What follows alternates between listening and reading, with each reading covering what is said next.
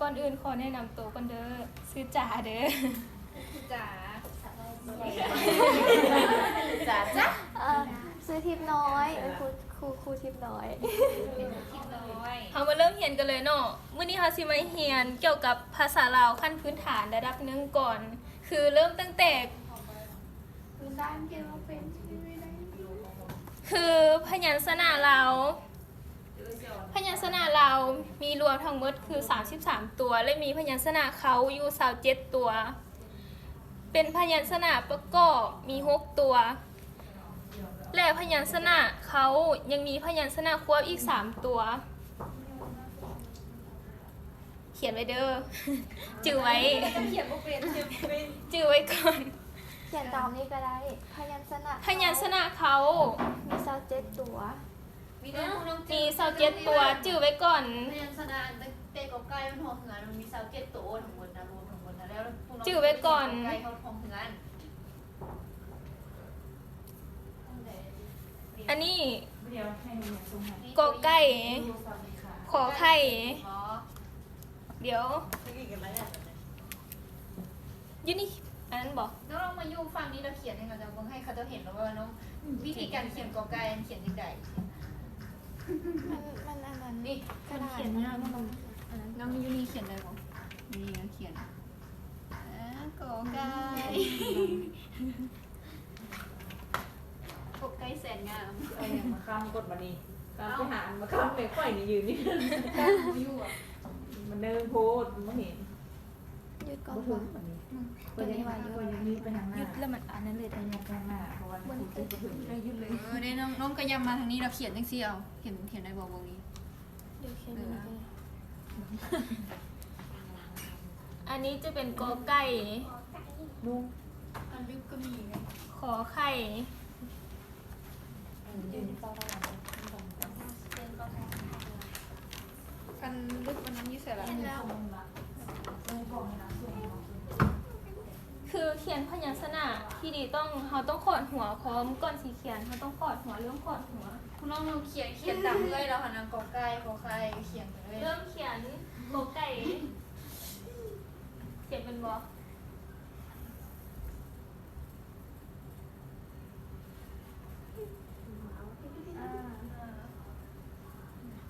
ขอดหัวพร้อมเริ่มเป็นงาม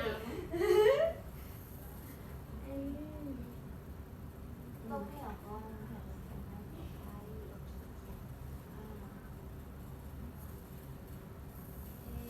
เขียนกอไก่แถวนึงจะว่าไหนเด้อ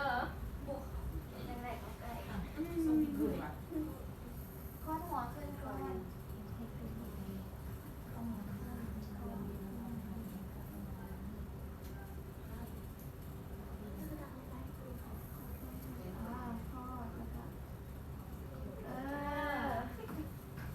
ต้องเขียนแถวนึงกอไก่แถวนึง เขียนแถวนึงเขียนมาเลย เขียนจนสุดเลยเนี่ยว่างเว้นเนี่ยว่างประมาณนี้ คุณน้องสอนเขาจะมือประมาณ5ตัว6ตัวอะไร เขียนกใกล้จุดสุดแถวนึงเลย แต่คุณน้องที่สอนชั่วโมงนึงค่ะกะเพิ่มขึ้นลองคิดได้กี่นาทีจะโตเขาก็จะเป็นคนนี้ เขาเอาเจียได้ยุ่ใส่อันนี้เจียยังเอาเลย ตัวที่1บ่งามตัวที่2มันอ่านสัญญาณเอง เขียนเขียนหลายๆตัวคือตัวแรกบงงามตัวที่สองก็พยายามที่ให้มันงามพอดหัวพอดหัวพร้อมจะงาม ใส่เลข0แล้วก็แปะจิ้ว โอเคเขียนไปเลย เขียนแถวชุดแถว เขียน39ทันแล้ว lo yo no te จิ๊บลองเชื่อมือเลยแล้ว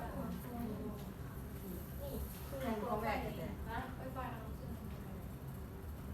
พอดหัวตรงนี้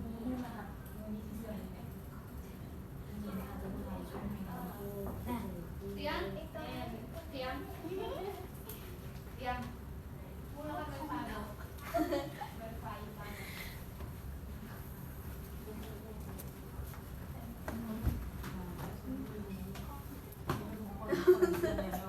ได้แถวนึงละบอ ได้แล้ว ยักษ์มากัน ได้แล้ว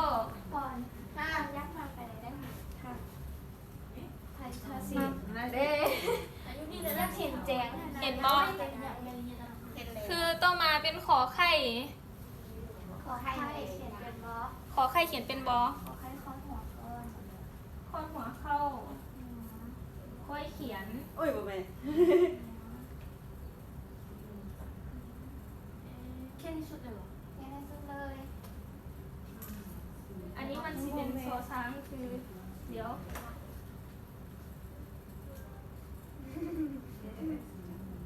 ขอไข่หางมันสิบยาว ถ้าหางยาวมันสิเป็นซอช้าง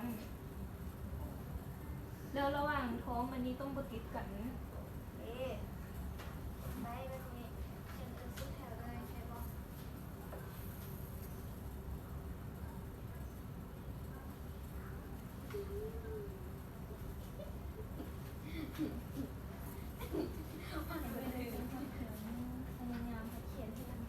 บนลึกก็ได้เขียนไปโน้ต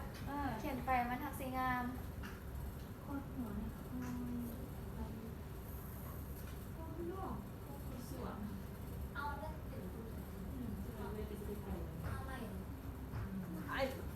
เนี่ยมันเรื่องมันเขียนไปโน้ต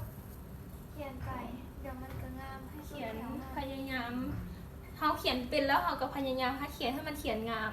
คือเป็นนี่แล้วยังจะมีเขียนงามเขียนถวยไม่หยังเขียนไปโลดเอาให้มันได้ก่อน แล้วแล้วคนเล่นเขียนก็ต้องอ่านเขียนโน้ต อ้ายแกทำมาพูด เขียนอะไรติดเขียนไว้แล้วคะแนน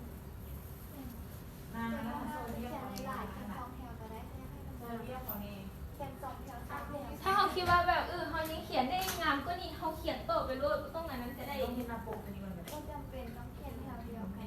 เขียนหลายๆแถ ถ้ายัง ว เป็นยังพัฒนัดยังงามเขียน แถวนึง เพิ่มอีก เขียนจนกว่าเขาสิถนัดจนกว่าเขาสิจื้อได้ จนรักษาเขียนได้เมื่อไหร่พูดอย่างเขียนนะ ตัวเขียนแบบนี้ เขียนอย่างนี้ถูกต้องนี่ถูกต้อง เพราะว่าสีขาวคนหน้าปกดิ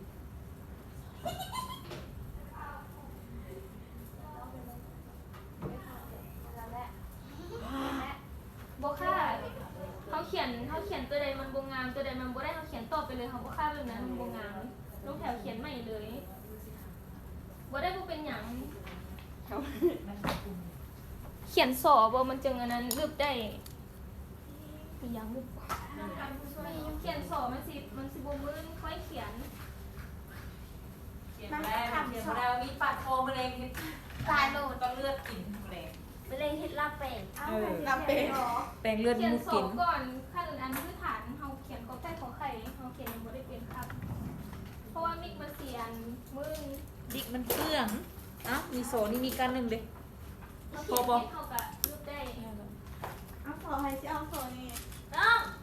เอานี่มีอีกกันหนึ่งเอาครบแล้วบอกพอคนแหละ พอแล้ว เปลี่ยนเป็นน้ำไม่ เขียนมันเบิดแม่มูฮูจักประหยัด เขียนให้มันเบิดก่อนก็ต้องอันนั้นงามงามเขียนให้มันสุดเลย เขียนเป็นเท่าถนัดเริ่มแรกบูมีไผ่เป็นบูมีไผ่งามต่อไปเขาได้เขียนทุกมือแต่ว่าเป็นเดียวกันมาเอง มีอันที่เดียวชอบอ่ะนี่ได้จังเลย แหลมบอกบูมีแนวแหลมตัวนี้ใช่บอก อันนี้ได้ด้วย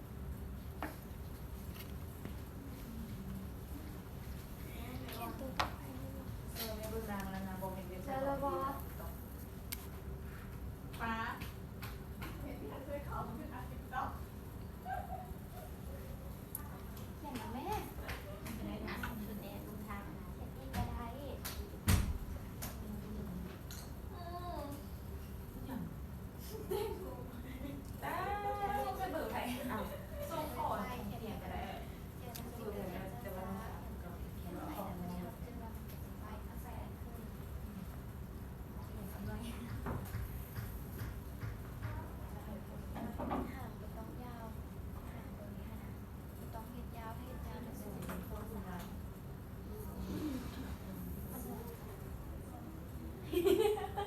นต่อไปเลยเขียนจนกว่าเขาสีอัน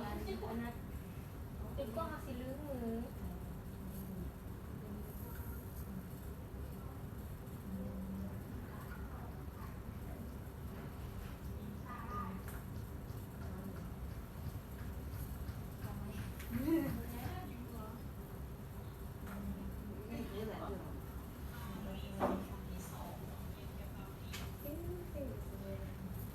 โอเคบันนี้เฮามาต่อ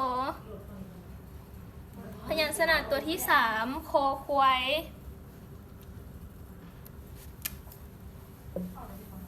คอควายแขนเป็นบอคอควายนี่แหละน้ำแข็งเขาเป็นอย่างเลยคอควายในคอนั่นมีคอ คอดหัวก่อน ก้อนแล้วก็คอที่ขามาแบบนี้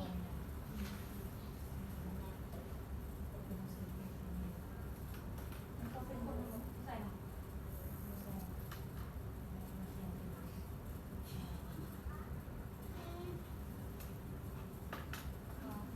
เอาเพื่อนไปเลย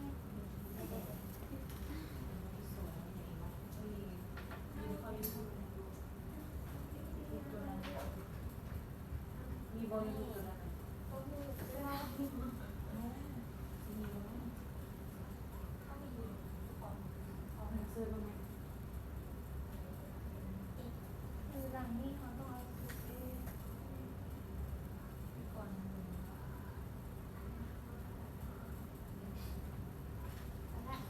กินชิ้นละในรถแข่งไปรถเนี่ยแข่งไปคนหลายๆตัวมันให้ดีมาก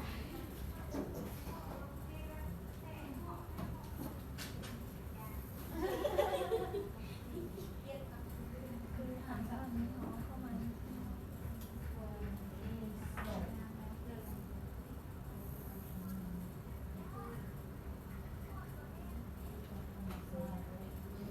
ขียนต่อเลยบุรุษจะได้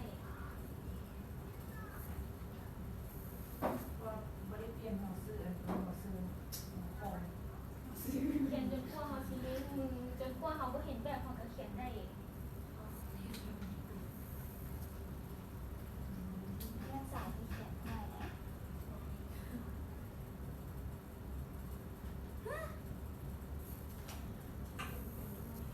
นั่นต่อเด็กแล้ว อันนี้เรื่องของเปิดเผยบอก เลือกไปคนเดียวแล้วเอาเขียนตัวที่มันผิดเขียนดีแล้วเขาให้ไม่ได้ ก็ให้เราอัพไปได้ คือบางส่วน มองคืออันตัวโภชนาการทุกคนให้ส่งให้เราเพราะเราทำส่งกับเรื่องโภชนาการถึงแล้วให้เราอัพ ต้องส่งให้กันแล้วมันเป็นใครเนี่ยเคยส่งแล้ว30 นาทีถึงไปส่งโคตรดู เอาเงินเขียนเลย ได้ ไปเลยจนกว่าสิถนัด อัพเลยค่อยเห็นแล้วเห็นตัวอย่างเลยมันได้ ใส่ได้เลยเขียนได้ ได้มันยากได้แบบนี้ มันส่งให้คนอื่น ส่ง แบ แบบ บ นี้ เนี้ย บ่ได้มาส่งเนี่ย งานได้ มีแต่คันดองก็เลยดองสอนผู้มือดองอ่านใครนี่ เพราะฉะนั้นก็มีแต่เอาโทรศัพท์อื่นไปได้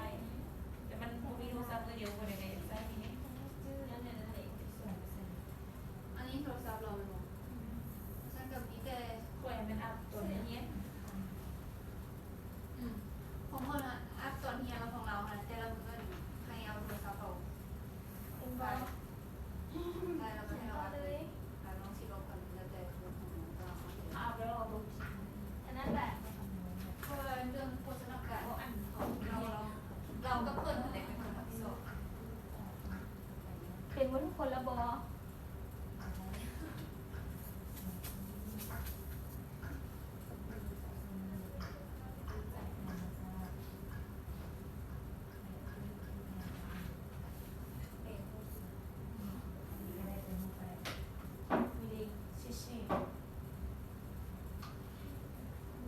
แล้วแต่งให้เขียนให้เสร็จนะก่อน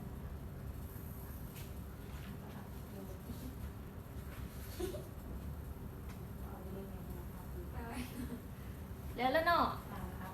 แต่ละว่า วันนี้มาต่อ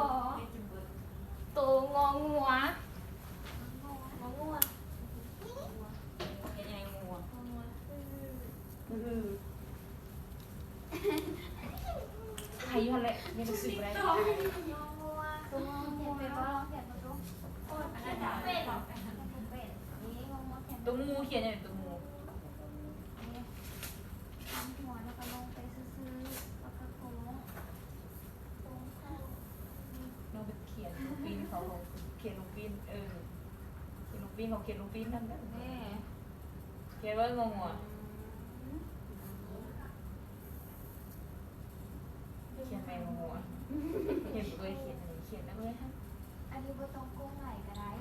เขียนลงไปซื้อก็ได้เขียนหางลงไปแล้วนะ ลูกบุรีเย็นก็ไกลว่าเมืองแล้วก็พอ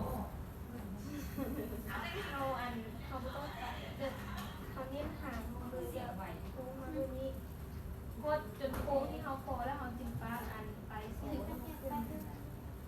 เขียนห้าคนเขียนแค่นี้ก็ได้อีกค่ะ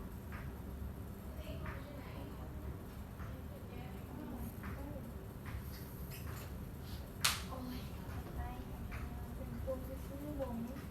เลยซื้อลงด้วยนี้ ซื้อลงแล้วเขาจึงโค้งเข้า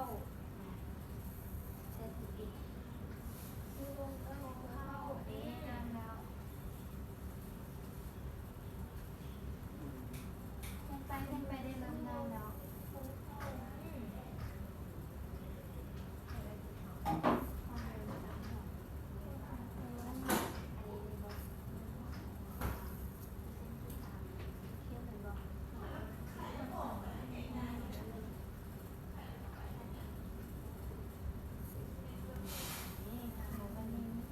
กูต้องให้มันเดินเข้ามาแบบให้มัน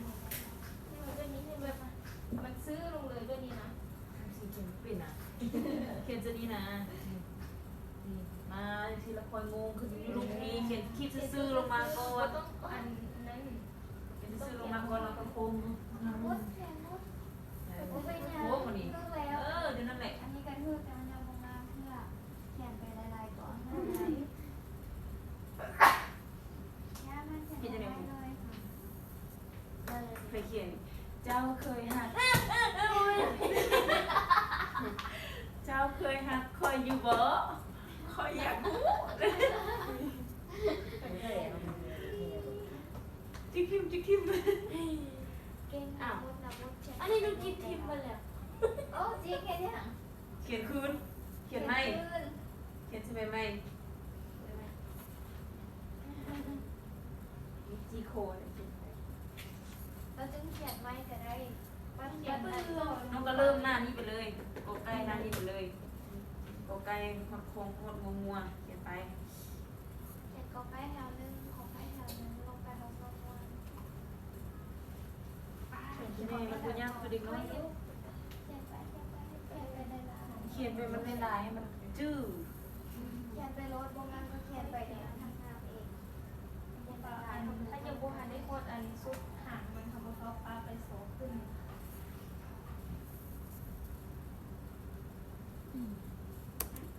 คอมดับปะ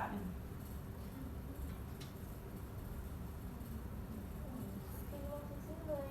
ตัวนี้ตัวจริงมันคือตัวนี้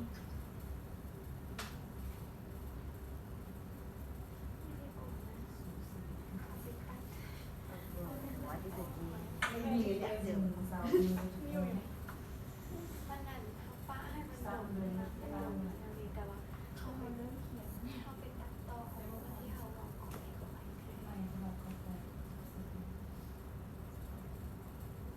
มันดูนี่งามแล้วเขียนอีเขียนอีเขียนอีค่ะ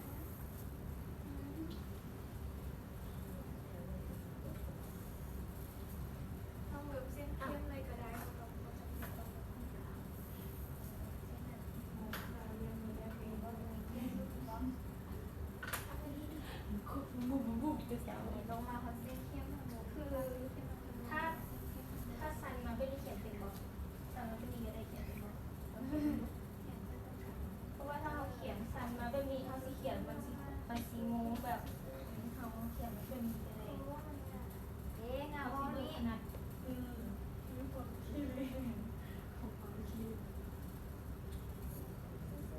งัวนี่นะหักหน่อสีชมพูเป็นอะไร ให้แบบบ้านเขาบอก ไม่บ้านเขียนเป็นรู ให้แบบบ้านเขียน ถ้าเราสันขึ้น ตัวละ เรา 10 แบบ ตัวละ สันขึ้นแล้วเราจะเขียนงาม เพราะว่าเราเห็นสองตัวนี้คือเป็นนี่มันบังแล้วเรามันกับบูเห็นข้างนี้เราบูตั้งซื้อหลายก็ได้สมมติตั้งซื้อเราเขียนบูเป็นเราเอามาเอียงไว้ พวกน้องบ่เรื่องตั้งซื้อพวกน้องก็เงี้ย เอียงเลยแต่บูเอียงอะไรอีกเอียงมาเพื่อนี้เราบูเห็นเลยเราก็เขียนตัวแบบมันก็โคตรแบบนี้แหละโคตรคือตัวเราเห็นแบบนี้แหละ เยี่ยงกระไดในเยี่ยงคือพรกระไดถ้ามาเขียนซื้อแล้ว ฉันเรื่องที่ไหนละเขียนจะนั่นโลด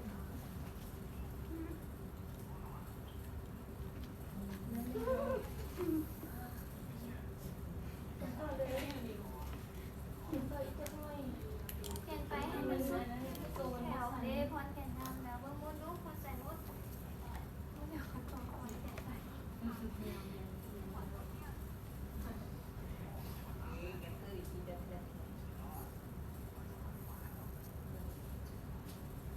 งัวเป็นแล้วเนาะ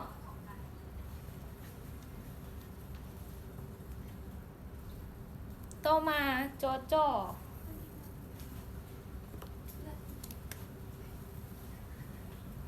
บ่มีเด้อมันเป็นซ้ำ มองไม่ใส่ มีแจ้งไปเอาให้คุณหาคุณมาให้มา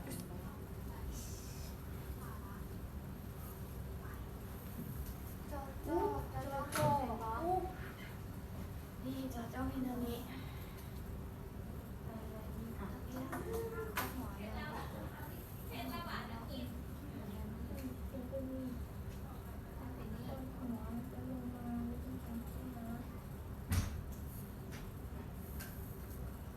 คนหัวก่อนขึ้นมานี่เห็นปะจำหัวแล้วก็ขึ้นลงจบขึ้นเดี๋ยวเบิ่งหน้าบางปีก็ได้สิยกปีขึ้นเลยเอาจำไม่ได้เนาะเขียนมาเลยลงไปจำไม่ได้แล้วก็ลงมา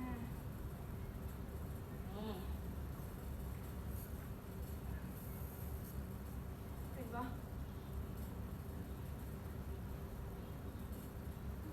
อันนี้จะจับก่อนเก็บกันหน่อย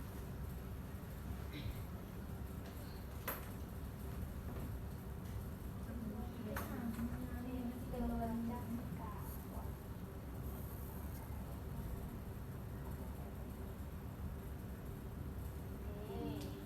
อ่ะเขียนไปนี่นะ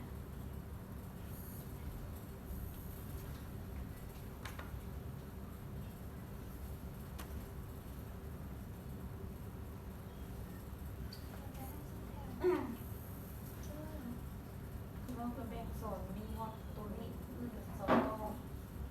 ปฏิสอนอยู่ในเวลาโมโม เ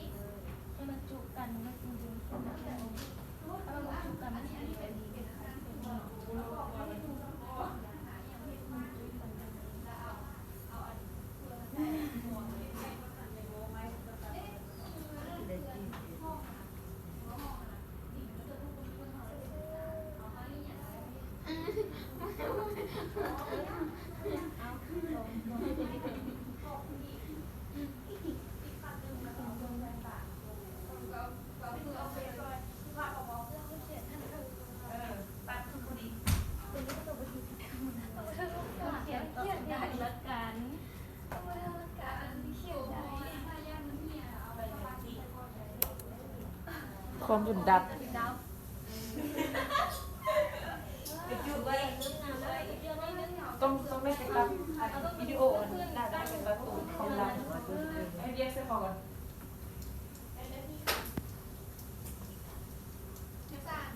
แนะนำเด้อโมเมนต์ที่เข้ามา โดนเด้อ